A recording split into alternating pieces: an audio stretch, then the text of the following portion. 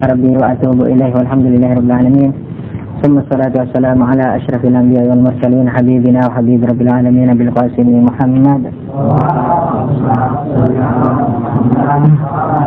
وعلى آله الطيبين الطاهرين المعصومين المنتجبين. Ilahi ya Tuhan kami, Engkau selalu datang dengan membawa harapan dan ampunan kepada kami, sekalipun kami selalu datang kepadamu dengan membawa dosa dan kekotoran. Ilahi ya Tuhan kami, bagaimana mungkin kami mampu untuk memalingkan wajah kami dan hati kami daripada selain, dan hanya kutumpukan pandangan hati ini kepadamu tanpa pertolongan dan taufik serta syafaatmu. Ilahi ya Tuhan kami, Engkau selalu memanggil kami, tetapi kami selalu membelah kami. Engkau selalu menunggu kami, tetapi kami selalu lari daripadamu dengan alasan bahwa kami tidak melakukan maksiat-Mu. Ilahi ya Tuhan kami, telah kami isi hati kami ini dengan makhluk-makhluk-Mu yang banyak sekali, sedangkan hati ini hanya Engkau ciptakan hanya untuk Engkau singgahi dan Engkau kuasai sebagai istana-Mu. Ilahi ya Tuhan kami, kalau Engkau berfirman bahwa arsy-Mu tidak cukup untukmu, tetapi hati seorang mukmin cukup untukmu. Tapi betapa malangnya kami, karena kami selalu mengotori dan mengisi hati ini dengan selain-Mu. Ilahi ya Tuhan kami, tanpa pertolongan-Mu, tanpa ampunan yang selalu Engkau limpahkan kepada kami, maka kami tidak akan mampu mensucikan hati ini. Ilahi ya Tuhan kami, janganlah Engkau bosan mengampuni kami, sekalipun kami tidak pernah bosan untuk melakukan dosa di hadapan-Mu. Ilahi ya Tuhan kami, janganlah Engkau putuskan harapan kami. Bijudika wa karamik wa bi Muhammadin wa alihi tahirin wa ma'sumatika salawatuka alaihim ajma'in. Sallu ala nabi. Allahumma salli ala Muhammad wa ala Muhammad. Sebenarnya yang kita mau bahas ini selalu saya menghindari dari pembahasan filsafat, selalu pula ketarik ke dalamnya. Jadi hadis ini sebenarnya sebagai tabarruk karena bermanfaat untuk kita semua, khususnya bagi yang baru datang untuk belajar, untuk memasang kuda-kuda dalam mengarungi lautan nusantara ilmu di Hauza ini. Tapi karena mungkin ada hal-hal yang perlu dibuka lebih jauh supaya tidak ada ganjalan bagi hadirin sekalian, maka perlu kiranya untuk dibawa kepada apa yang menteringnya dibilang filsafat. Jadi terpaksa harus bersabar untuk mendengarkan uraian filsafat ini supaya tidak supaya dapat mengurangi sedikit atau banyaknya keraguan yang ditimbulkan dari zahir hadis Imam Shadiq alaihissalam ini. Hadis yang kita bahas kemarin yaitu sampai kepada hadis ini, bahwa Imam Shadiq berkata kepada Abu Abdullah, yakni Unwan al-Basri namanya, julukannya Abu Abdullah.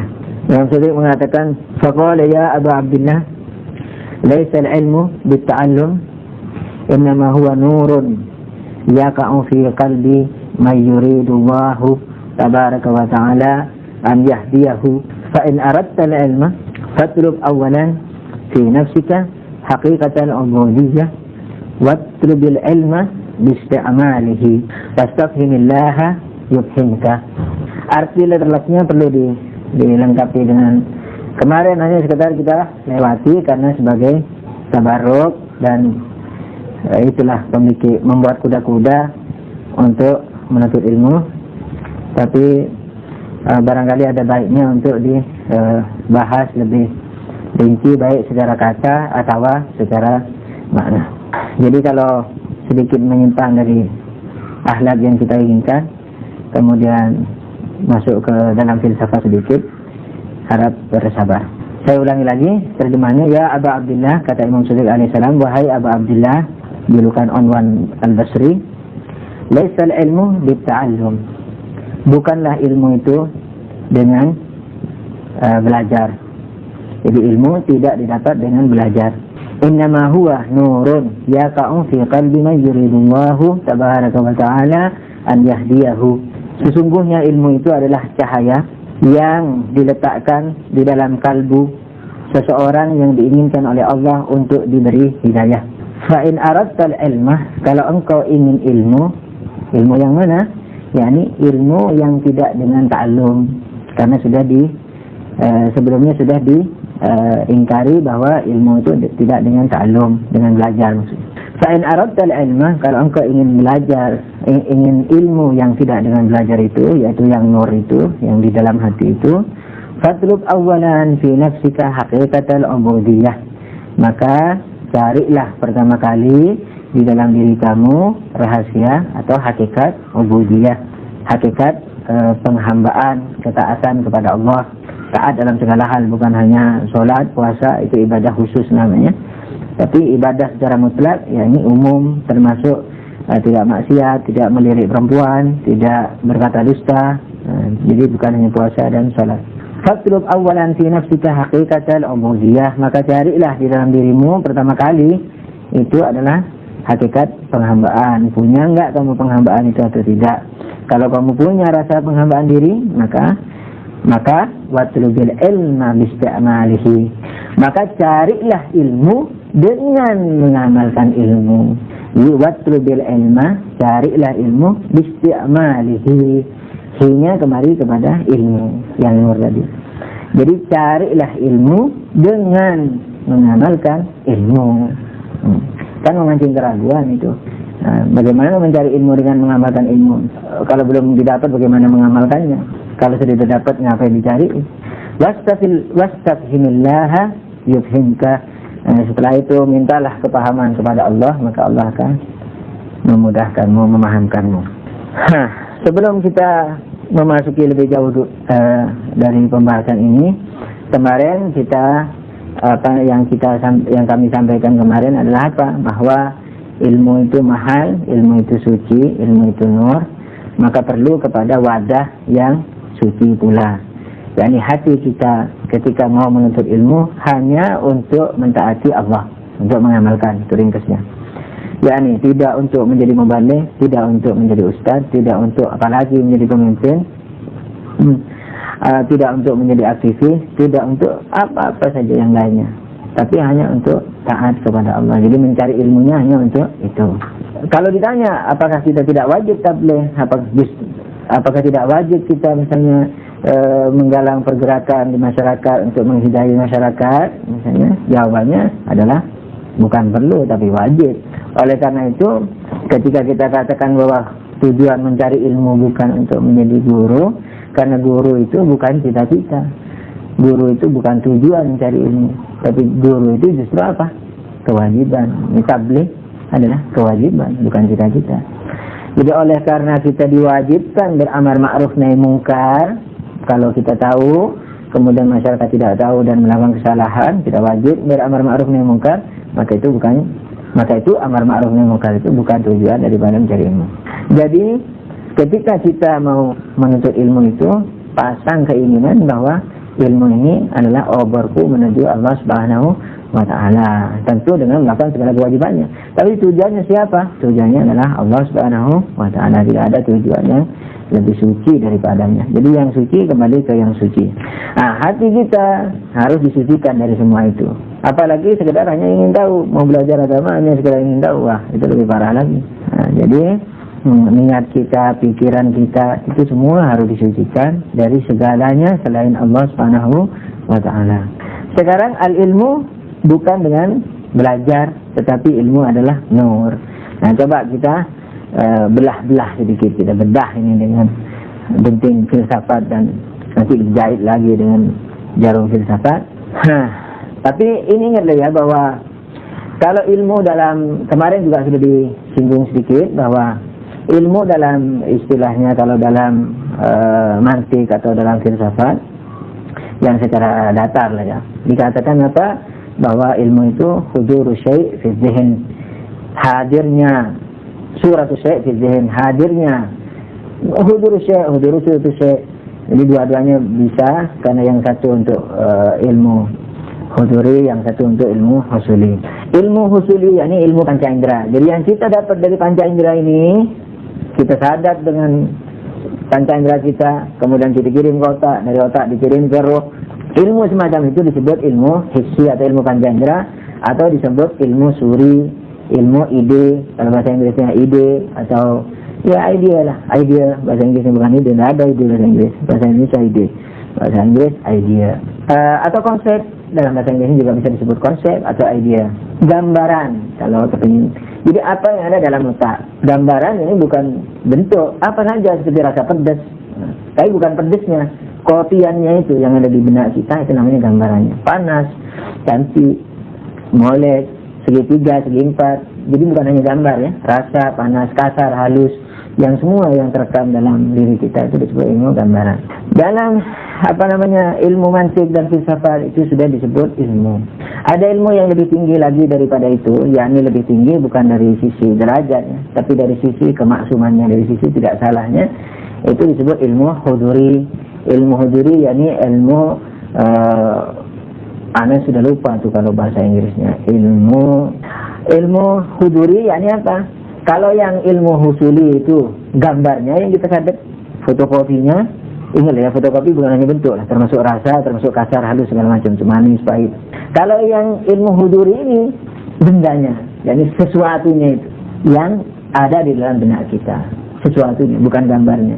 Seperti apa? Seperti kalau kita marah, kita merasa ada, kita merasa marah. Nah, itu bukan fotokopi marahnya.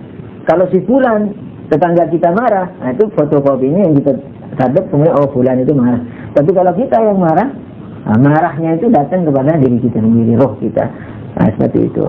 Nah, kedua-duanya ini sudah disebut ilmu. Jadi kalau dalam ilmu mantik dan filsafat itu sudah disebut ilmu. Tapi Imam Syafi'i mengatakan apa?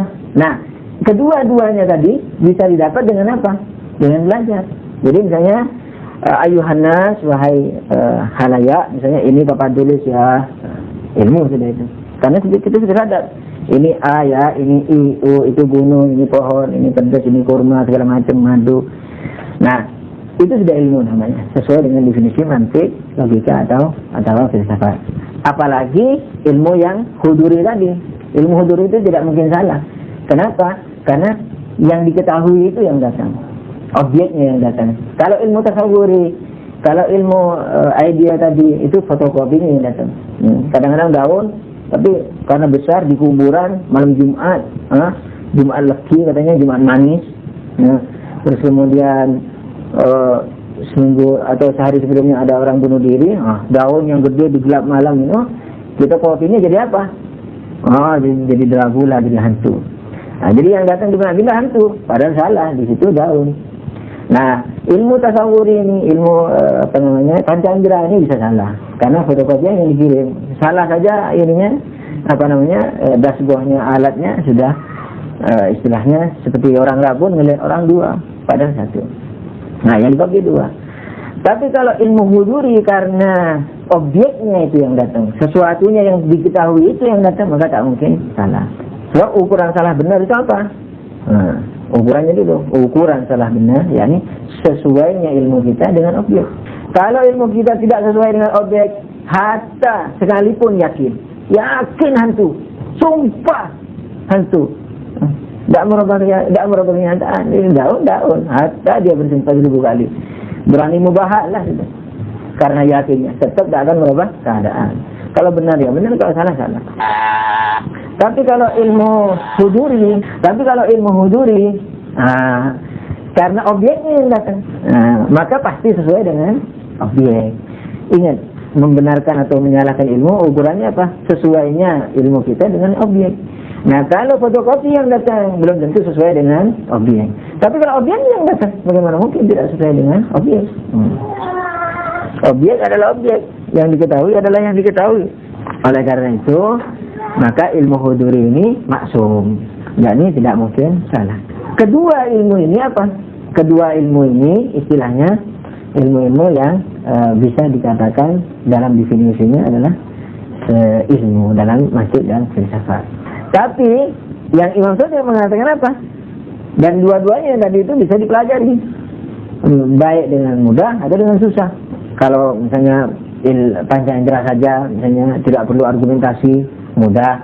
Tapi kalau tidak cukup panca indera, harus argumentasi, seperti misalnya Atau kadang-kadang kita nggak tahu falsafahnya apa, seperti sholat subuh 2 rakaat, apa falsafahnya? Nggak tahu hikmahnya, tapi kita melakukannya itu, misalnya itu. Nah, kalaulah ada hadisnya, barangkali ada wawasan filsafatnya atau ada ayatnya segala macam menerangkan, kita bisa pelajari itu sudah ilmu namanya. Kalau sesuai dengan ilmu definisi filsafat dan mantik. Tapi istilah itu tidak tergantung hanya kepada filsafat dan mantik. Jadi misalnya kita mau mengatakan papan tulis ilmu ya, kita bersepakat istilahnya kelompok pengajian non sektarian ini membuat kesepakatan sendiri ilmu yakni papan tulis, nggak apa. Jadi kalau nanti misalnya Imam Shadiq mengatakan ilmu itu bukan yang dipelajari itu, nah itu istilah sendiri, bukan terus mengatakan itu apakah bukan ilmu. Nah, makanya dikatakan utlubul ilmi minal mahdi minal lahdi, tuntutlah ilmu dari sejak ayunan sampai di ayunan. Mau diajar ilmu nurun yang tadi enggak, papa mama itu yang diajarkan. Nah itu bukan ilmu nurun yang tadi itu yang dimaksudkan hadis. Nah ilmu yang didefinisikan Imam Shadiq di sini istilah sendiri. Tidak dalam semua ilmu Nabi, tidak dalam semua istilah maksumin. Dalam istilah lain Imam Maksum menceritakan ilmu ya yang ilmu mantik filsafat itu banyak, misalnya segala macam. Misalnya seperti al-alim bila amal laysa bi'alim. Orang yang tahu tidak beramal tidak tahu. Nah, padahal tadi sudah diakui orang tahu. Nah, ketika orang tahu kan berarti punya ilmu. Nah, tapi ketika dikatakan tidak beramal, tidak berilmu, apa maksudnya? Orang mempunyai ilmu, tidak beramal, dia tidak mempunyai ilmu. Padahal dari awal sudah diakui orang itu berilmu. Nah, jadi maksudnya di sini adalah ilmu yang sesungguhnya, ilmu yang membuat kita bermanfaat, yakni ilmu yang nurun tadi itu. Yakni apa? Dikatakan ilmu itu tidak dengan belajar, tidak dengan mengajar, tidak dengan segala macam itu. Tapi ilmu itu nurun, yakni nurun bukan bahasa Jawa, turun. Nurun yakni cahaya yang diberikan Allah kepada yang dikehendaki. Kenapa yang dikehendaki? Kalau tidak dikehendaki bagaimana? Wah, ini bisa diwarai bisa sampai setahun. Kalau orang lain, kalau anu ya 5 majelis mungkin selesai. Kalau orang lain bisa sampai setahun ini tiap malam nyarai hadis ini saja, nyarai 2 kalimat ini. Harus bahas babul ikhtiyar, jabr wal ikhtiyar segala macam. Kami katakan ini ilmu itu nurun, dihadiahkan kepada yang hinggap di hati seseorang yang Allah kehendaki untuk dihidayai. Dan sekarang kalau tidak dikehendaki, gimana? Terus apa salahnya kalau tidak dikehendaki yang tidak dikehendaki? Banyak pertanyaan. Kalau mana ini hadis? Tadi yang tabarruk saja, tidak apa-apa. Ya ini sudah bentuk tabarruknya. Shallu ala Nabi. Allahumma shalli ala Muhammad wa ali Muhammad. Nah, ilmu yang dimaksudkan Imam Shadiq di sini apa? Ilmu yang sesungguhnya, ilmu yang mufid, ilmu yang bisa kebawa mati. Bukan ilmu-ilmuan. Seperti misalnya ilmu ini racun diminum, itu bukan ilmu-ilmuan itu namanya. Tidak kebawa mati, tidak sampai kebawa ke akhirat. Jadi yang dimaksudkan oleh Imam Shadiq di sini yakni ilmu yang dibawa ke akhirat. Yakni apa? Yakni dikatakan nurun, cahaya yang dilimpahkan oleh Allah kepada hati seorang hamba yang dikehendaki untuk diberi hidayah. Nah, sebelum jauh-jauh, mari kita kemana-mana dulu menafsirkan nur ini di sini. Nur, apa nur itu? Oh, yang nurun-nurun tadi itu dia maksudnya. Saya pikir ke Jawa, bahasa Jawa jadi turun. Nurun itu apa nur? Ya nur. Nur itu apa? Cahaya. Cahaya itu apa? Nur. Kalau orang Madura lebih parah lagi, bukan nur, nur. Ada nur. Tidak mantap kalau nur apa? Nur. Nah, kalau dalam filsafat itu punya istilah nur, yakni apa? Tidak gelap. Tulis saja dulu tidak gelap. Tidak gelap yakni apa? Yakni tahu, yakni sadar. Nah, ini identitas ini tidak gelap, tahu, sadar. Ini kalau dijumlah semuanya dengan yang lain-lain itu menjadi non materi. Maka itu nur itu non materi maksudnya. Jadi yang namanya nur adalah non materi. Jadi setiap wujud yang dia itu bukan materi itu nur. Jadi bukan nur ini bukan nur sebelah rumah itu dan segala macam. Nur yakni wujud non materi. Nanti kita jelasin apa non materi ini, kenapa dibilang nur. Lawannya apa? Lawannya ya gelap, ya kan? Gelap, tidak sadar, tidak tahu. Ini dijumlah menjadi materi. Alasannya apa kok gelap, tidak sadar, tidak tahu itu materi? Kalau materi, apa definisi materi? Definisinya sesuatu yang memiliki 3 dimensi. Yang memiliki, yakni maksudnya bisa memiliki 3 dimensi, atau bisa di 3 dimensikan. 3 dimensi itu apa? Panjang, lebar, dan tebal. Jadi tidak harus segi 4 ya. Maksudnya tidak harus bentuk balok segala macam, bulat segala macam boleh. Yang penting apa? Dia bisa di 3 dimensi, yakni memiliki identitas panjang, lebar, dan tebal. Sekalipun susah karena dia misalnya bentuknya kayak batu yang tidak beraturan. Nah, tapi walhasil dia memiliki panjang, lebar, dan tebal. Nah, kalau bentuknya misalnya macam-macam, ada kerucut, ada bulat, setengah lingkaran, segitiga, segala macam. Nah, panjang, lebar, tebalnya cari sendiri, kan ada ilmu matematikanya itu. Nah, yang setengah lingkaran cari berapa, yang segitiga ya diakali dulu. Kalau ingin mudah, gimana caranya? Timbang. Nah, mau panjang, lebar, tebal kok mau ditimbang. Nah, gimana caranya? Ya, ambil tempat air yang segi 4. Nah, isi air. Nah, terus kasih ukuran sentian, masukkan batunya. Nah, mana yang air yang keluar, kemudian diangkat lagi batunya. Nah, berapa senti yang kosong, ya sudah itu panjang, lebar, dan tebal batunya. Jadi kalau mengukur orang, nah itu isi dulu sama bak mandinya, terus dikasih sentian, masukkan orangnya, air yang meluap, terus orang suruh keluar, kosongnya itu berapa ketahuan, panjang, lebar, dan tebalnya. Walhasil bisa, ya sudah, pokoknya materi itu berbentuk sesuatu benda, sudah gitu. Itu materi. Ya sekarang kenapa dikatakan gelap? Kenapa dikatakan tidak sadar? Kenapa dikatakan tidak tahu? Nah, ketika sudah kita bentukkan panjang, lebar, dan tebal yang beraturan begini. Nah, karena dia ini terbatasi oleh ruang dan waktu, ya kan? Maka jangan hasil dulu, sebelum hasil. Benda itu bisa dibagi enggak? Bisa. Benda ketika dibagi menjadi apa? Menjadi benda. Benda yang lebih kecil ketimbang yang tadi. Sekarang benda yang kedua bisa dibagi enggak? Bisa. Dan seterusnya. Benda kecil ini bisa dibagi-bagi sampai katakanlah menjadi atom. Itu pun masih bisa dibagi, walaupun sekarang mungkin belum ada alatnya untuk membagi. Barangkali bisa, tapi neutron misalnya atau proton nggak bisa gitu. Belum ada lah sekarang. Anggap sampai ke proton. Bisa dibagi sampai proton. Nah sekarang proton 1 dengan proton 2 itu hakikat 2 atau hakikat 1. Misalnya protonnya Anda bedain. Ini proton, terus ini proton. Ini proton, ini proton. Ini hakikat 1 atau hakikat 2? Satunya mana? Nah maksudnya ini 2 hal atau 1 hal, 2 wujud atau 1 wujud. Nah 2 wujud, 2 dibagi. Jadi sekalipun dalam benda ini kita lihat satu kesatuan, papan tulis ini, tapi sebenarnya dia apa?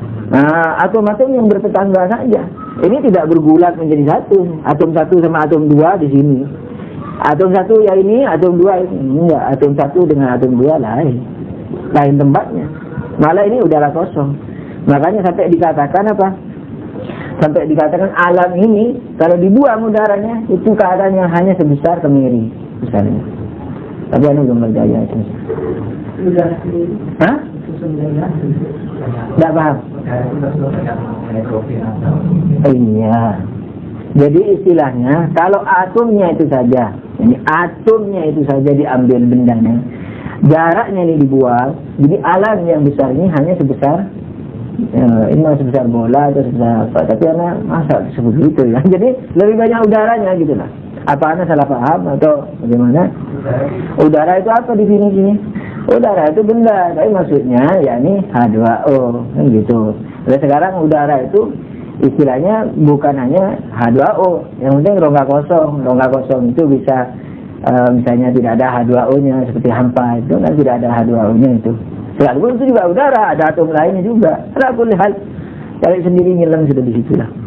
Walhasil berjarak. Maksud ana intinya apa? Bahwa atom satu dengan atom lain itu tidak satu, berjarak, maksudnya habis. Nah, sallu ala nabi. Allahumma shalli ala Muhammad wa ali Muhammad. Karena dia ini satu, karena dua atom itu adalah dua atom dan bertetangga, ya, dan karena dia ini istilahnya suatu benda, maka kesimpulannya apa? Kesimpulannya bahwa atom satu tidak akan pernah menyadari atom dua. Karena kesadaran itu hadirnya sesuatu, baik sesuatu itu gambarnya seperti tadi, ilmunya itu gambarnya atau sesuatunya. Baik gambarnya atom 2 datang ke atom 1 atau atom 2 datang ke atom 1, dan dua-duanya mustahil. Gambar atom 2 tidak mungkin datang ke atom 1 karena tidak ada alatnya untuk menerima itu. Panca inderanya tidak ada dan segala macam. Atom 2-nya juga tidak mungkin atom 1 hadir dalam atom 1 karena dia, kita jelaskan tadi, dia tempatnya itu berlainan. Oleh karena itu kesimpulannya maka benda itu, nah, jadi tapi kalau di filsafat tidak diterangkan gini, cukup isyarat. Di kutub filsafat dikatakan apa?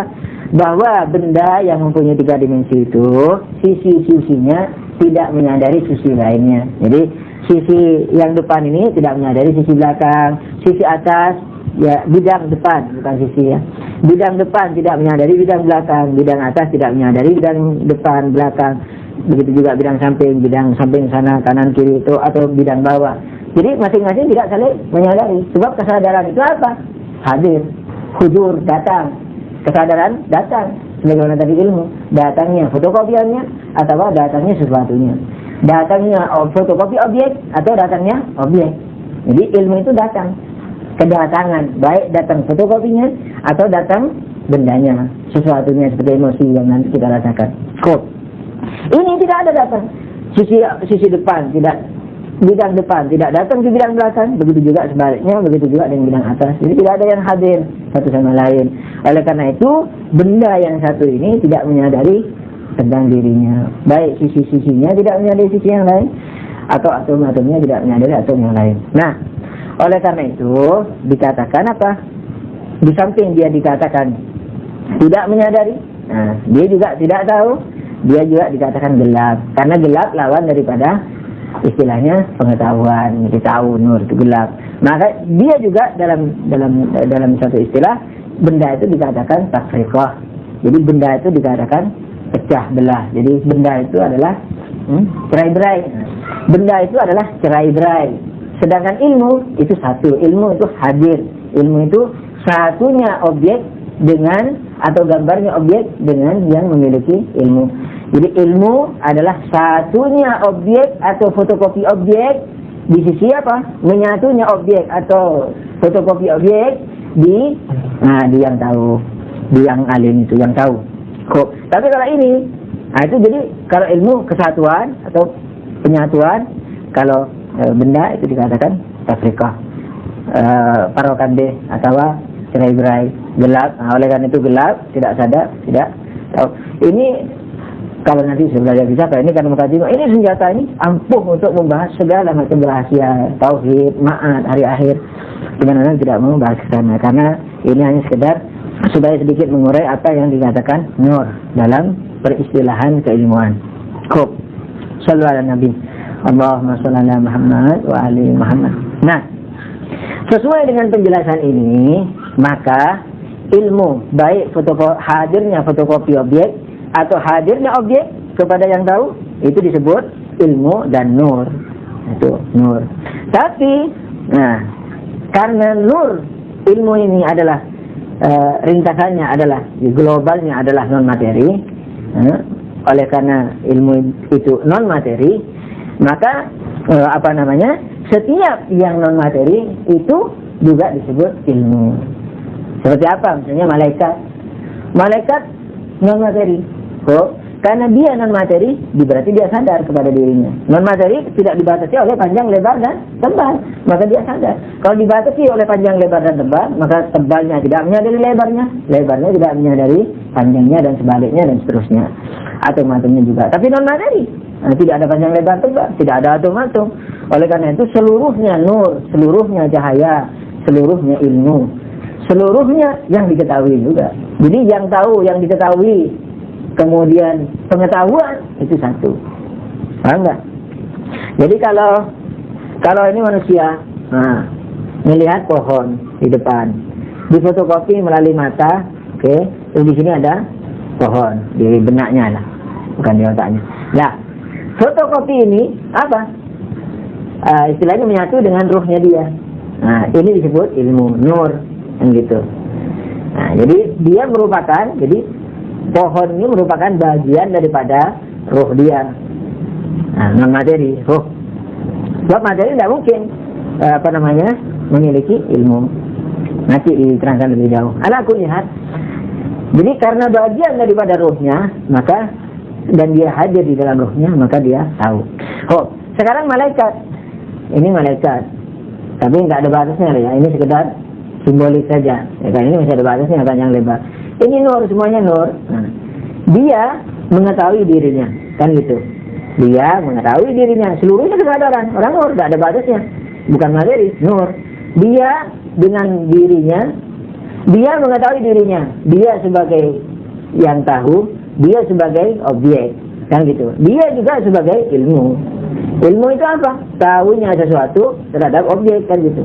Nah, ketika dirinya mengetahui dirinya, berarti dirinya memiliki ilmu tentang dirinya. Nah, di sini tahu, yang tahu dan objek pengetahuannya serta pengetahuannya itu sendiri, yakni ilmunya adalah satu. Jadi tidak berbeda. Seperti kita tahu tentang diri kita. Kita sebagai yang tahu, kita sebagai yang diketahui, kita juga sebagai ilmu kita. Oleh karena itu dikatakan bahwa ilmu itu, jadi kalau ini istilahnya yang masyhur adalah munazaroh, dikatakan apa? Yang tahu dan yang diketahui dan pengetahuannya itu adalah hakikat yang satu. Rahasianya apa? Karena non materi masuk ke dalam jiwa kita yang non materi. Nah, oleh karena itu maka yang tahu dan yang diketahui dan pengetahuan itu sendiri adalah satu. Misalnya ini roh kita, Anda gambarkan bulat, bukan bulat ya, roh itu non materi. Datang di dalamnya gambaran pohon. Ketika gambaran pohon ini datang di dalam non materi ini, maka yang tahu dengan yang diketahui dengan pengetahuannya itu adalah satu, karena ini di dalam dirinya, bukan di luar dirinya. Satu. Yang kedua, dalam dan luar yang dimaksud di sini bukan dalam dan luar ruangan. Kalau dalam dan ruangan mungkin masih bertanya, ini kan di bagianku, tidak di seluruhnya aku. Nggak ada bagian dan seluruhan. Ini adalah di dalam dirinya. Ini gambaran ini sekedar memudahkan. Walau ada gambar seperti ini istilahnya. Karena sebab kalau gambar masih ada panjang, lebar dan tebal. Sekalipun tipis, ini gambar juga bantu. Oleh karena itu ilmu, pemilik ilmu, objek ilmu dan ilmu itu satu. Ini yang dikenal dengan ittihadul alimi bil ma'lum. Satunya yang tahu dan yang diketahui dan objeknya. Ini sudah disebut nur segala macam. Sekarang hubungannya dengan hadis kita. Kenapa oleh a'immah dinafikan ini sebagai nur? Sebelum kita, kalau dihapus bisa kebayang nggak nih? Satu ini ilmu hadis ini. Sallu ala Nabi. Allahumma shalli ala Muhammad wa ali Muhammad. Dakik ya ini. Sekarang ilmu tadi, masih ilmu filsafat ini. Ini dari mana ya? Ini kan kita di sini, melihat pohon di sini. Disadap, rohnya anggap di kepalanya sini ya. Anggap di sini, terus ada gambaran di sini, itu ilmu. Ingat loh ya, ini bukan gambar pohon seperti ini. Anda tuh lihat. Ada gambarannya. Ilmu itu bertingkat-tingkat, nanti kita ceritakan lagi. Jadi ada gambarannya tapi nggak ada bendanya di sini. Panjang lebarnya dalam artian berbentuk benda nggak ada. Model ada, panjang lebar kita tentukan sendiri 1 cm bisa. Ini datangnya dari mana? Misalnya kita ini ada orang lagi buka kitab, belajar, ya kan? Ngaji, ini si ngaji, terus banyak ilmu di sini, atau matematik, filsafat dan segala macam. Nah gitu, tergambar di sini ilmu. Ini masih filsafat ya, romantik. Nah ini ilmu-ilmu ini datang dari mana? Atau di sini tidak cukup ini baca kitab, di sini ada orang diskusi, ngobrol sana ngobrol sini, patahkan dalil, punya ilmu. Nah ilmunya ini dari mana? Dari Tuhan. Dari Tuhan. Tetapi tidak langsung dari kepanjangan tangan Tuhan. Kalau dalam ilmu filsafat, karena ilmu filsafat itu kan menceritakan bahwa ini alam materi misalnya ya, ini alam materi, entah sampai kemana ini, cari sendiri nanti terbang sana. Alam bakteri ini batasannya sampai mana? Saya nggak tahu sebelah mana itu. Terus lapisan kedua itu disebut alam barzah atau alam misal atau alam idea juga, tidak apa. Tapi dalam istilah filsafat jangan dicari kamus biasa. Jadi kalau mau ini kalau ingin melengkapi apa namanya bahasa Inggrisnya, belilah kamus yang pernah Anda miliki itu ada di Indonesia, Webster. Ini juga disebut idea, alam barzah ini. Terus di atasnya ini disebut alam akal, alam intelektual, intelligent, bahasa Inggrisnya juga. Di sini alam Tuhan sudah, bukan alam tadi ya, ketuhanan. Tapi bukan batas loh ya. Ini lingkaran ini sekedar memudahkan orang non materi kok ini. Yang materi hanya di bawah, yang di tengah ini. Di luar ini sudah non materi. Jadi tidak ada lingkaran-lingkaran. Ini batas derajat saja. Sekarang apa materi definisinya? Materi yang memiliki panjang, lebar, dan tebal. Non materi apa? Memiliki sifat materi, tapi tidak memiliki apa? Tidak memiliki bendanya. Kebendaannya nggak ada. Jadi yang barzakhi ini, jadi misalnya di sini hanya ada gambar gunung. Kayak kita kalau melihat orang dalam mimpi, ngelihat api dalam mimpi, gunung dalam mimpi, ikan dalam mimpi. Itu disebut barzakh. Sekarang ini pun kalau kita bayangkan gunung, itu barzakh namanya. Sama dengan ini barzakh. Nah, di atasnya ini akal. Akal ini apa? Yakni tidak berbentuk, tidak bersifat materi, tidak bersifat materi, dan tidak pula apa? Berbenda, tidak benda. Jadi tidak bersifat materi dan tidak benda. Jadi di sini adalah hakikat saja, tidak ada bentuk-bentuk. Terus Tuhan yang suci. Jadi apa? Allah pertama kali tidak bisa menciptakan materi langsung. Kenapa? Karena dalam kaidah itu antara sebab dan akibat harus mempunyai kemiripan. Jadi kalau kita haus, jangan cari pasir diminum, tidak mirip itu. Cari api dimakan, tidak mirip. Dia cari air. Jadi yang dingin dengan dingin segala macam. Haus, panas, cari dingin supaya mau dingin tenggorokannya, cari yang dingin. Mau menghangatkan badan musim dingin, jangan nyemplung ke sungai, cari api. Segala macam. Jadi antara panasnya badan kita atau hilangnya dahaga kita itu dengan penyebabnya harus mempunyai kemiripan. Nah, Tuhan yang satu, yang esa, tidak berdimensi, tidak panjang lebar, tidak bentuk juga, segala macam, tidak terbatas, tidak mungkin menciptakan materi yang penuh dengan keterikatan. Spidol ini aja berapa triliun atom. Jadi kalau ada 2 triliun atom, ya 2 triliun keterikatan minimal. Belum lagi panjang lebar pada masing-masing atomnya itu. Belum lagi warna, belum lagi berat, belum lagi segala macam. Oleh karena itu tidak ada kemiripannya. Nah, kalau dipaksain, misalnya warna saja kalau dicipta Tuhan, panjang lebar dan tebal saja. Sisi panjangnya tidak mungkin keluar. Jadi kalau Allah menciptakan panjang, menciptakan lebar, menciptakan tebal, maka di dalam diri Tuhan akan terdapat dimensi. Sebab apa? Setiap sebab harus mempunyai kemiripan dengan akibatnya. Jadi kalau Allah, Tuhan ini mau menciptakan tebal, panjang, dan lebar, jadi titik mula panjang dan titik mula tebal serta titik mula lebar, jadi penyebab daripada lebar ini Tuhan. Tapi tidak mungkin kekuatan Tuhan yang menciptakan lebar ini, kekuatan itu juga menciptakan tebal. Tidak mungkin. Kenapa? Karena kita tadi mempunyai konsep apa? Bahwa antara sebab dan akibat harus memiliki kemiripan. Kekuatan Tuhan yang mencipta api, tidak mungkin kekuatan itu pula yang mencipta air. Harus kekuatan yang lain. Nah, gitu. Kalau tidak, berarti kita mengingkari miripnya sebab dan akibat. Nah, kalau Allah menciptakan air dan api langsung sendiri, maka minimal di dalam diri Tuhan ada 2 dimensi. Dimensi panas dan dimensi dingin. Kalau Tuhan berdimensi, maka Allah terikat dengan dimensinya. Maka Allah mempunyai dimensi. Dan setiap yang berdimensi itu miskin, itu fakir atau terbatas. Sebab dimensi panas bukan dimensi dingin, dimensi dingin bukan dimensi panas. Berarti dimensi panas dari Tuhan dibatasi dimensi dingin juga dibatasi dengan dimensi panas. Bertemunya 2 dimensi yang berbatas, mungkinkah bisa tidak terbatas? Tidak mungkin. Sebanyak apapun yang terbatas, hasilnya tetap terbatas. Sekalipun luas, tapi tetap terbatas. Nah, kalau Tuhan terbatas, berarti ada ujung pangkalnya. Kalau ada ujung pangkalnya berarti ada awal, ada akhirnya. Kalau ada awalnya berarti sebelum awal Tuhan nggak ada.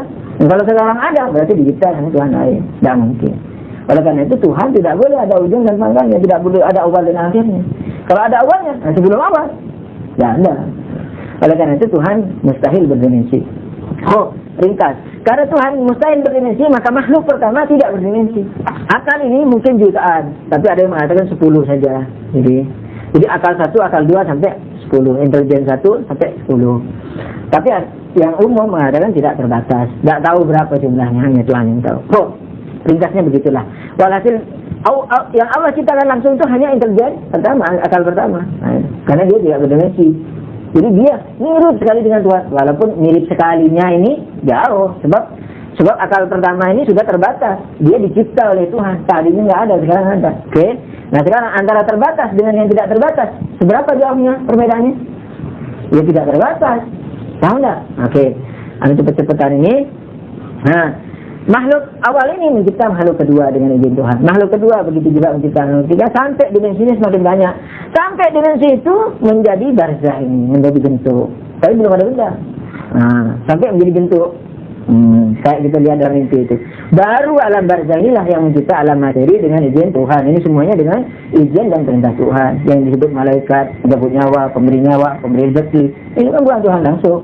Jadi malaikatnya kalau dalam istilah agama. Jadi kalau dalam istilah agama akan disebut malaikat yang dekat. Kalau istilahnya barzah ini malaikat jauh. Yani malaikat yang mengatur bumi, hujan, segala macam itu. Baru mencipta materi. Kok kesini? Oke, betul. Sekarang ilmu kita dari mana? Kalau dari diri kita yang tak punya tak mungkin memberi. Kalau dari objek materi tak mungkin memberi efek kepada yang non materi, sebab materi lebih lemah dari non materi. Oleh karena itu dari Tuhan. Dari Tuhan mana maksudnya? Dari alam barzah ini yang terdekat ini. Jadi ketika kita membaca buku terus paham, kita mantuk paham. Itu sebenarnya ketika baca buku itu kita belum mendapatkan ilmu. Kita hanya menyiapkan lahan untuk diilhami oleh yang sekalipun ilmu itu mudah. 1 tambah 1 2. Itu tak mungkin diri kita. Lalu apa? 1, kata-kata 1 ditambah kata-kata 1 menjadi kata-kata 2. Itu tidak mungkin memberi efek kepada non materi. Ini kata-kata apa? Lemahnya materi kata-kata. Kan gitu. Kata-kata jagung dengan jagung, mana lebih kuat? Jagungnya lebih kuat, karena dia bisa memberi efek banyak, mengenyangkan kita, segala macam. Kata-kata jagung hanya di telinga misalnya. Nah sekarang, jagung hanya tidak bisa mengefeki kita, roh kita, apalagi kata-kata jagung. 1 tambah 1 2. Nah, jadi sekalipun ilmu mudah itu tidak datang dari kita belajar, tidak datang dari kita diskusi, tidak datang kita dari berpikir. Karena kalau kita berpikir menghadiri diri kita, sementara yang namanya memberi. Nah oleh karena itu ilmu itu selalu datang dari mana? Hatta mudah sekali mudah datang dari Allah, yakni datang dari para malaikatnya yang mengatur, yang telah mengatur, yang disuruh Allah mengatur itu. Dan ini dari alam barzah. Alam barzah dari mana? Ya dari akal 10. Akal 10 dari mana? Dari akal 9. Akal 9 dan seterusnya sampai dari akal 1 dari Tuhan. Jadi, sekarang sudah mau mendekati kepada hadisnya Imam Sadiq. Nah, kalau Imam Sadiq mengatakan ilmu itu tidak didapat dari belajar. Ilmu itu dari Allah. Nah, disampaikan ke hati orang yang Allah kehendaki untuk dihidayai. Nah, itu. Jadi kalau demikian, maka ilmu, karena ilmu itu selalu dari atas, maka selalu dari Allah. Maka Imam Sadiq sepertinya ingin memberi isyarat, jangan kira kamu belajar itu mendapat ilmu. Ilmu itu selalu dari Allah. Okay. Jadi kamu hanya menyiapkan lahan saja dengan diskusi, belajar, baca segala macam, itu hanya menyiapkan lahan roh Anda, kemudian datang dari ilmu itu dari Tuhan. Nah sekarang, apakah ilmu ini yang dimaksudkan Imam Sadiq? Tidak pula. Sekalipun ilmu ini, tapi bukan ilmu ini. Nah, ilmu ini ada 2 macam. Yang dimaksudkan adalah yang kedua. Ilmu yang datang, kesimpulan pertama, semua ilmu datang dari, semua ilmu nur dan datang dari Allah. Tidak datang dari belajar, diskusi atau objek. Sekarang, ilmu itu ada berapa macam? Ada 2 macam. Jadi ketika ilmu itu datang kepada si fulan ini, ilmu datang kepada si fulan, itu ada 2 tingkatan. Disebut ilmu aksiden dan definisinya apa? Setiap didapati terdapat dalam objek. Lawannya apa? Substansi. Lawannya substansi. Yakni apa? Jauhar. Yakni apa? setiap didapati tidak didapat dalam objek. Nah, seperti apa? Seperti putih. Putih ini papan. Bisakah putih tanpa papan itu ada? Nah, mungkin. Anda jawab sendiri.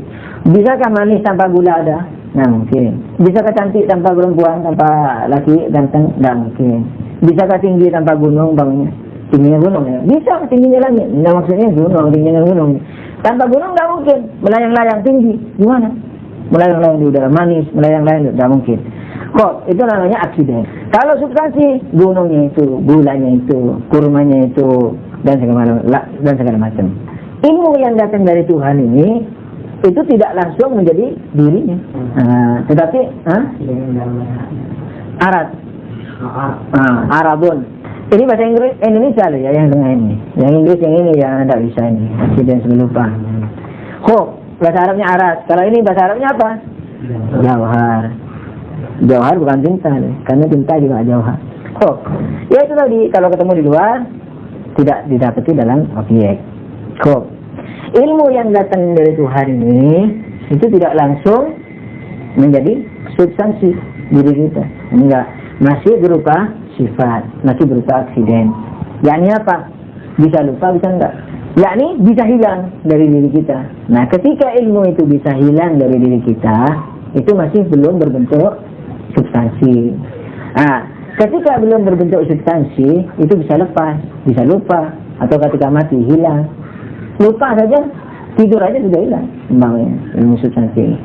Tapi kalau sudah menjadi aksiden, kemana-mana kamu pergi, kamu tidur pun, kamu tetap membawa ilmu. Kamu mati pun, kamu tetap membawa. Sebab sudah menjadi substansi kamu. Malakah kalau dalam istilah akhlak. Malakah kalau dalam istilah akhlak. Filsafat juga yang dipakai. Cuma umumnya kalau dalam akhlak dipakainya istilah malakah itu. Nah, kalau sudah malakah, itu menjadi substansi kita, itu yang ke bawah. Nah, maksudnya yang mana ilmunya? Yang aksiden atau yang substansi? Yang substansi. Nah, sekarang bagaimana mensubstansikan ilmu? Diamalkan. Nah, itu dia. Diamalkan ilmu itu. Jadi kalau Imam Shadiq mengatakan apa? Ilmu tidak bisa dapat dipelajari tidak dengan belajar. Nah, berarti awalan. Karena ilmu itu memang dari sono awalnya. Jadi menyadarkan kita, kamu jangan mengira tanpa Allah kamu bisa mandiri, bisa alim, pintar segala macam. Yang kedua, ilmu itu yang bermanfaat adalah yang kamu bisa amati, yaitu yang diamalkan. Oleh karena itu Imam Shadiq mengatakan di sini apa? Ilmu itu tidak dengan belajar, tapi ilmu itu adalah cahaya yang diberikan Tuhan kepada Allah. Diberikan oleh Allah kepada hamba yang dikehendaki. Kemudian, kalau kamu ingin ilmu yang seperti itu, maka carilah dalam dirimu hakikat penghambaan. Jadi, dapatkan dahulu hakikat penghambaan itu. Nah, sehingga fatlubil ilma biisti'malil ilmi. Maka carilah ilmu dengan menggunakan ilmu. Nah, itu. Jadi, istilahnya, ketika kita ini, ilmu itu awalan apa? Nur dari Tuhan, ya gitu. Jadi semangat ubudiyah, ilham, ingin taat kepada Tuhan, itu semuanya dari Allah. Tidak mungkin dari guru. Guru ngomong. Nah, itu. Materi omongan. Lebih rendah lagi dari materi yang umum. Atau dari mana saja, dari Tuhan. Jadi hatta semangat ubudiyahnya itu sudah merupakan ilmu yang harus dijelmakan dalam diri. Nah, kemudian dengan berbekal semangat ubudiyah ini, yakni mentaati. Ubudiyah bukan sholat puasa ya, taat dalam keseluruhan. Nah, ketika semangat ini sudah menjelma dalam diri, kita ini siap, sudah ruh ini siap untuk menerima ilmu yang akan diamalkan. Makanya beliau mengatakan carilah ilmu yang tadi dari atas ini dengan ilmu, dengan mengamalkan ilmunya itu. Yakni carilah ilmu dengan mengamalkan ilmu. Yakni apa? Awalan kita ilmunya apa tadi? Ilmu penghambaan. Sebab Imam Shadiq mengatakan carilah hakikat ubudiyah. Carilah hakikat ubudiyah. Hakikat ubudiyah ketika dicari, mau dicari di gang-gang, ya enggak, di dalam diri kita. Sementara ketika kita tahu dalam diri kita, itu adalah nur. Karena diri kita adalah apa? Non materi. Jadi ilmu pertama ini sudah. Nah, ketika ilmu pertama ini kita dapatkan, ini hakikat ubudiyah, maka mencari ilmu-ilmu yang lain dengan apa? Dengan ilmu yang kita dapatkan ini. Begitu kita dapatkan, kan kita sudah dapat ilmu satu ini, yang semangat ubudiyah ini, dapat ilmu dua. Ilmu dua ini datang dari sana, kan tidak dari belajar ini. Terus diamalkan, akan dapat ilmu yang nomor tiga. Makanya Allah berfirman, in jahadu fina walladzina jahadu fina lanahdiyannahum subulana sini. Nah, siap orang yang berjihad di jalan-jalan kami, maka kami akan memberi hidayah tentang hidayah kami yang lain, jalan-jalan yang lain. Jadi kalau ngamalkan ilmu satu akan dapat ilmu dua akan dapat ilmu tiga, dan seterusnya begitu. Ini yang ilmu itu yang berharga yang akan dibawa mati. Kenapa? Karena dengan semangat yang tadi, semangat yang pertama ini apa? Pengamalan. Jadi supaya dijadikan jauhar. Makanya kalau dalam istilahnya, kalau dalam filsafat itu, ketika kita misalnya ini haram. Nah, ini haram kan terbenak sudah di dalam diri kita. Oh, kita amalkan, kita jauhi ini, jauhi sekali, jauhi dua kali, jauhi tiga kali, jauhi empat kali, sampai mustahil kita melakukan ini. Nah, itu sudah menjadi jauhar, menjadi substansi kita. Ini akan kebawa mati nanti. Tapi kalau hanya tahu ini haram, tahu secara filsafat, ilmunya turun dari atas juga, tidak ada apa-apa, mas. Tapi tidak diamalkan. Nah, itu tidak akan menjadi hakikat dirinya, itu tidak akan dibawa mati. Makanya Imam Ali mengatakan, yang tahu tapi tidak beramal, dia sebenarnya tidak tahu. Sebenarnya, bahkan dia nggak tahu, tapi dengan ilmu yang aksiden, bukan ilmu substansi. Yang kedua, maka itu ayat mengatakan diantaranya apa? Yas'adu ilaihi al-kalimut tayyib. Alhamdulillah, alamin. Sallallahu alaihi Muhammadin wa alihi thahirin. Allahumma shalli ala Muhammad wa alihi.